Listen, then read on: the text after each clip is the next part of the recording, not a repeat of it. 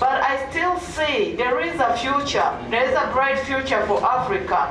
There is a hope for the people of Africa. That's only if the African people stand up for one thing, and really I urge the Africans really to get out of the comfort zone. I must make a point that we are not independent. Get it from me.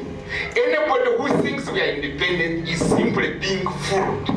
What we have when we go to Kururu is simply to have presidents who are figureheads, but who are governors of Western imperialism in Uganda, implementing the policies of imperialism.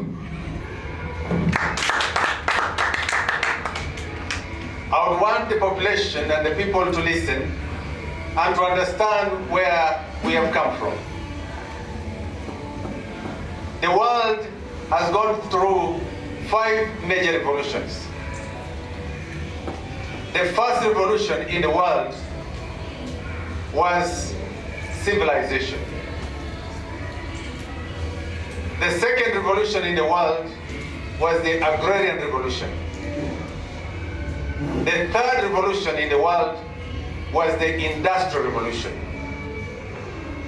The fourth revolution in the world was the scientific revolution.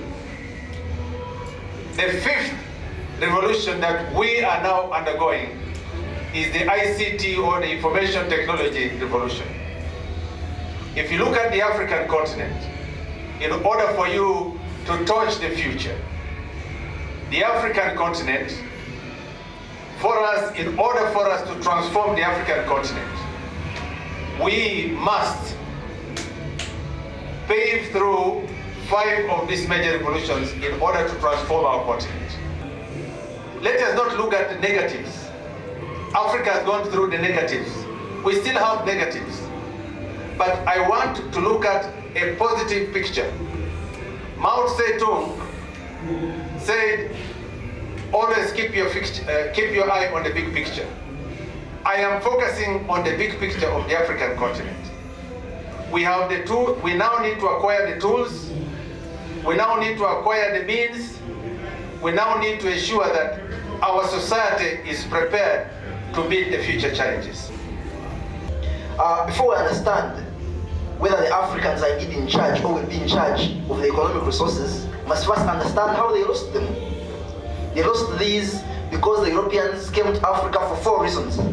One of the reasons was to invest their excess capital. Why? Because after losing America, they had nowhere to invest the capital. 2, they came to look for markets. After America had won the war of independence, it no longer allowed the goods to come in. So the Europeans had to look for where to sell their goods. 3, they had to settle their excess population, because their lands in New Zealand and America had been filled. So Europe had to look for resources elsewhere. That was Africa.